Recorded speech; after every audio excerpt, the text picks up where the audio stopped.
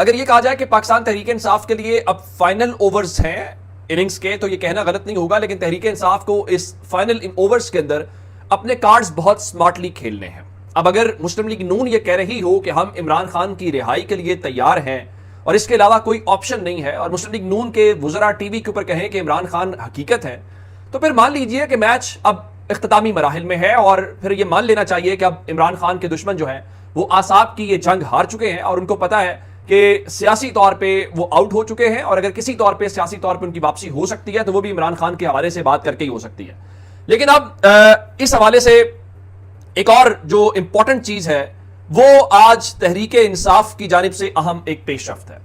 میں کڑاکے نکالنے کا لفظ اسی لیے استعمال کر رہا ہوں کہ پاکستان تحریک انصاف اگر ایک لائن میں چلے گی تو پرابلم ہو جائے گی. اگر تحریک انصاف بیک وقت 2-3 چیزیں ٹیبل کے اوپر رکھے گی اور ان کو استعمال بھی کرے گی تو اس کا مطلب یہ ہوگا کہ ان کی کامیابی کے امکانات زیادہ ہوں گے. کیسے؟ مثال کے طور کے اوپر مسلم لیگ نون تحریک کو چھوڑ دیتے ہیں، اس وقت صورتحال یہ ہے کہ ان کو اپنے ساتھ کس کس کو شامل کرنا ہے. جیسے آپ نے دیکھا جگزئی صاحب کو شامل کیا، باقی لوگوں کو شامل کیا. اب وہ جو فورم ہے اس فورم سے جو تقریریں ہو رہی ہیں، جو گفتگو ہو رہی ہے، بہت سارے لوگوں کو پریشانی دے رہی ہے. اب جس دن فضل الرحمان پشاور میں گفتگو کر رہے تھے اور علی امین گڈھا پور ڈیرہ اسماعیل خان میں بول رہے تھے، تو میں نے آپ کو کیا کہا تھا؟ میں نے آپ کو کہا تھا دو مختلف رہنما ہیں اور دونوں جو بات کر رہے ہیں بات ایک ہی ہے، مدعا ایک ہے لیکن پارٹیاں مختلف ہیں. اب اسی طرح سے جماعت اسلامی سے بات کی گئی. جماعت اسلامی جو ہے وہ اپنی الگ سے شناخت جاری ہے، اور وہ شاید ان کا خیال ہے کہ ہم کسی انتخابی الائنس کا حصہ نہیں بنیں گے. اور تحریک تحفظ عین میرا نہیں خیال کہ کوئی انتخابی الائنس ہے. یہ ظاہر ہے کہ ایک تحریک ہے اور اس تحریک کا انتخابات سے کوئی تعلق نہیں ہے، تو میرا خیال ہے جماعت اسلامی کو اس میں شامل کیا جانا چاہیے. اب اس سارے معاملے کے اندر جب نون لیگ یہ کہہ رہی ہو کہ ہم آپ سے بات کرنا چاہتے ہیں، یہ تو آج تحریک انصاف نے اس کا جواب دے دیا. ان کا دیکھیے ہم تو بات چیت ان سے کریں گے نا جن کے پاس طاقت کا اصل منبع ہے، اور رانا ثناء اللہ اور شہباز شریف ڈمی ہے، ان کا کوئی کردار نہیں. اچھا پریکٹیکلی یہ بات ٹھیک ہے، لیکن آپ اصولی طور پہ کہیں گے تو آپ کہیں گے یہ تو پھر آپ جمہوری پروسیس کو بالکل ختم کر رہے ہیں. لیکن پھر وہی مسئلہ ہے کہ کیا پاکستان میں جمہوریت ایگزسٹ کرتی ہے؟ اصولی طور پہ تو یہی ہونا چاہیے نا، سیاسی جماعتیں، حکومتیں اور اپوزیشن آپس میں بات کریں. لیکن پریکٹیکلی پاکستان کے اندر کتنی حکومت با اختیار ہوتی ہے آپ کے سامنے. ایک مثال آپ کو یاد دلا دیتا ہوں. الیکشن سے پہلے ہوا یہ کہ عمران خان سے مذاکرات ہوئے اسمبلیاں ڈیزالو کرنے کے اوپر اور باقی ساری چیزوں کے اوپر. تو عمران خان ایک وفد بھیجا تھا جس میں علی ظفر صاحب تھے، جس میں فواد چوہدری صاحب تھے، جس میں شامود قریشی صاحب تھے.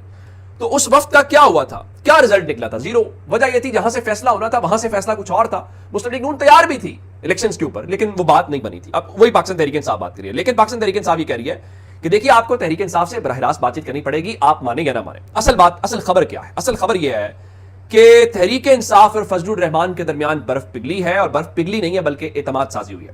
فضل الرحمان صاحب آئے تھے پارلیمنٹ کے اندر، اس دن ان سے رپورٹر نے سوال کیا کہ آپ کے اور تحریک انصاف کے مذاکرات ہو رہے ہیں؟ تو ان کا نہیں، فی الحال مذاکرات نہیں ہو رہے. تو ان کا مذاکرات ہو سکتے ہیں، ان کا ہم انکار بھی نہیں کر رہے، جس کا مطلب یہ تھا کہ مذاکرات جو ہے وہ ہو سکتے ہیں. پھر فضل الرحمان صاحب نے بھی انٹرویو دیا تو اس میں انہوں نے کہا جی ان سے جو وفد ملنے آیا تھا انہوں نے بتایا تھا کہ وہ عمران خان کی رضامندی سے آئے ہیں، تو ان کے مطابق اگر چیزیں بہتر ہوں تو یہ اچھا ہو جائے گا. اب اس سلسلے میں رؤوف حسن نے اس بات کی تصدیق کر دی ہے کہ عمران خان کی رضامندی کے ساتھ فضل الرحمان کے ساتھ چیزیں ہو رہی ہیں، اور ان کے مطابق ہم اب ایک راستہ نکال رہے ہیں کہ فضل الرحمان احتجاج میں ہمیں سپورٹ کریں گے اور ہم فضل الرحمان کو احتجاج میں سپورٹ کریں گے. اور اس کے بعد ان کا ایون یہ بھی ہو سکتا ہے کہ عمران خان جب رہا ہوں تو وہ فضل الرحمان اگر اپنے اس ٹاسک کے اوپر برقرار رہتے ہیں تو وہ ان سے ملاقات بھی کر سکتے ہیں. دیکھیے سیاست ایسی ہوتی ہے، اور ماضی میں عمران خان الائنس میں موجود تھے جس میں فضل الرحمان بھی تھے، ایک وقت میں مسلم لیگ نون بھی شامل تھی، اور 2008 کے انہوں نے اس الیکشنز کے اندر بڑی گڑبڑ کی. انہوں نے پہلے فیصلہ کیا نواز شریف نے الائنس کے ساتھ مل کے کہ ہم بائیکاٹ کریں گے الیکشنز کا. تو تحریک انصاف جماعت اسلامی تو الائنس کے بائیکاٹ کے اوپر چلی گئی، لیکن مسلم لیگ نون پتلی گلی سے چل کے الیکشن لڑ گئی، اور اس کا نقصان تحریک انصاف کو اور نون لیگ کو، جماعت اسلامی وغیرہ کو ہوا. اب ایک جانب یہ چیزیں چل رہی ہیں، دوسری جانب ہر کوئی کہہ رہا ہے کہ دیکھیے کہ عمران خان سے بات وغیرہ. اب عارف علوی صاحب جو اس پل کا کردار ادا کر رہے ہیں وہ بڑا واضح بتا رہے ہیں کہ یہ فارم 47 کی حکومت ہے. اگر یہ فارم 47 کی حکومت چلتی رہی تو حالات خراب ہوں گے. اس کی حالیہ مثال IMF کی رپورٹ ہے، اس کی حالیہ مثال سعودی ولی عہد کا جو وزٹ ہے، جو دورہ ہے، وہ فی الحال مؤخر یا ملتوی ہو جا رہا ہے. دیکھیے سفارتی زبان میں کسی کو انکار نہیں کیا جاتا، سفارتی زبان میں بڑے نپے تلے قسم کے الفاظ استعمال کیے جاتے ہیں، بات کی بھی جاتی ہے اور الفاظ وہ نہیں استعمال کیے جاتے. تو وہ یہ تو نہیں کہیں گے نا ہم اس لیے نہیں آ رہے، تو وہ یہی کہیں گے دورہ فی الحال شیڈیول ایسا ہے، اس کو باہمی رضامندی کے ساتھ ری شیڈیول کیا جا رہا ہے، یہ کیا جا رہا ہے. یہ ڈپلومیٹک لینگویج ایسی ہی ہوتی ہے اور سفارتی زبان میں ایسے ہی چلا جاتا ہے. اب اگلی بات اڈیالہ جیل ہاٹ لائن رابطے والی بات. آج لاہور میں پیپلز پارٹی نے ایک سیمینار کیا اور وہاں پہ بلاول کہہ رہے تھے جی سیاسی جماعتیں آپس میں بات نہیں کریں گی تو مسائل کا حل نہیں نکلے گا، اس قسم کی باتیں. پھر وہ جہاں بہت ساری اور باتیں کر رہے تھے تو اس میں سے ایک بات انہوں نے اور اس کو انکشاف کہنا چاہیے. باقی ان کا جی جو آصف زرداری ہیں انہوں نے مفاہمت کا پیغام ایک ایسے سیاستدان کو بھیجا جو اپنی ذات سے آگے نہیں سوچتا. یہ نفرت کی سیاست ہے اور اس پیغام کو گالی گلوچ کی نظر کر دیا. یعنی وہ کہہ رہے ہیں کہ جو آصف زرداری ہیں انہوں نے عمران خان کو پیغام بھیجا. اب وہ مفاہمت کا پیغام کیا میں آپ کو بتا دیتا ہوں. وہ یہ ہے کہ پیپلز پارٹی چاہتی ہے کہ حکومت میں ہم شامل رہیں، تو مسلم لیگ نون کے ساتھ اگر حکومت میں ہم شامل ہوں تو ہم بڑے ان پاپولر ہو جاتے ہیں. تو اب ہم نے چونکہ حکومت میں تو رہنا ہے تو یوں کریں ہم تحریک انصاف کے ساتھ حکومت میں شامل ہو جاتے ہیں. تو عمران خان نے اس وقت کہا تھا کہ ہم ان کے ساتھ حکومت نہیں بنائیں گے. اور پیپلز پارٹی کی سینٹرل ایگزیکٹو کمیٹی کا اجلاس ایک دن ہوا، اس کے بعد انہوں نے ایک دن سے اگلے دن کے اوپر لے گئے تاکہ تحریک انصاف کی جانب سے کوئی سگنل آ جائے، کوئی میسج آ جائے، کوئی بات آ جائے تو ہم مسلم لیگ نون کو انکار کر دیں. لیکن پھر کیا ہوا؟ پاکستان تحریک انصاف نے کہا ہم آپ سے بات نہیں کریں گے، ہم آپ کے ساتھ حکومت نہیں بنائیں گے. عمران خان نے کہا میں اگر یہ کروں گا تو یہ تو موت کو دعوت دینے والی بات ہے. تو ان کو پھر مسلم لیگ نون کے ساتھ جا کے حکومت بنانی پڑی. تو یہ وہ پیغامات ہیں. تو میرا خیال ہے اس طرح یہ ہوتا ہوا اس طرح چیزیں ان کی چلتی ہوئی دکھائی نہیں دے رہی. اب یہ چلانا چاہتے ہیں اپنے بس کی بات. اس کی وجہ کیا؟ اس کی وجہ یہ ہے کہ سیاسی طور پہ عمران خان کو یہ ہرا نہیں پائے. عدالتی بحاث کے اوپر جو انہوں نے کیسز بنائے، ان کا خیال تھا کہ ہم عمران خان کو 2-3 بنیادوں کے اوپر غلط ثابت کریں گے.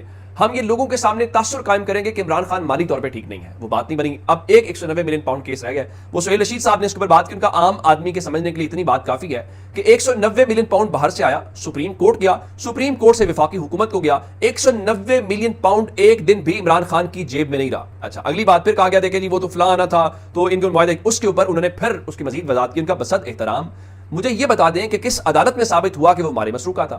جنہوں نے فریز کیا انہوں نے واپس ڈی فریز کر کے لیٹر بھیج دیا کہ یہ کرائم پروسیڈ نہیں ہے. اب انہوں نے کہا کہ اب وہ اگلا جہاں پہ رقم یہ ضبط ہوئی تھی اب وہی اگر کہیں کہ کرائم پروسیڈ نہیں ہے تو پھر آپ کیا کر سکتے ہیں کہ عمران خان کی جیب میں پیسہ آیا نہیں آیا. اچھا اس کو بھی چھوڑ دیتے ہیں. اب 190 ملین پاؤنڈ کے کیس والی ضمانت صبح آج لگنی ہے اسلام آباد ہائی کورٹ کے اندر اور وہاں پہ جو نیب پروسیکیوٹر ہیں وہ اپنے دلائل دیں گے. انہوں نے پہلے بھی دلائل دیے. امجد پرویز صاحب جو ہیں عدالت نے وہاں پہ ان سے پوچھا تھا جو انلیگل ہے ہمیں وہ بتائیں. اور اگر کل ان کے مکمل ہو جاتے ہیں دلائل تو اس کا مطلب یہ ہوگا کہ کل تک جو ہے وہ ان کی ضمانت بھی ہو سکتی ہے اور وہ باہر بھی آ سکتے ہیں. اب ان کے پاس صرف ایک ہے چونکہ سائفر والا معاملہ کوئی لمبا چوڑا چلے گا نہیں.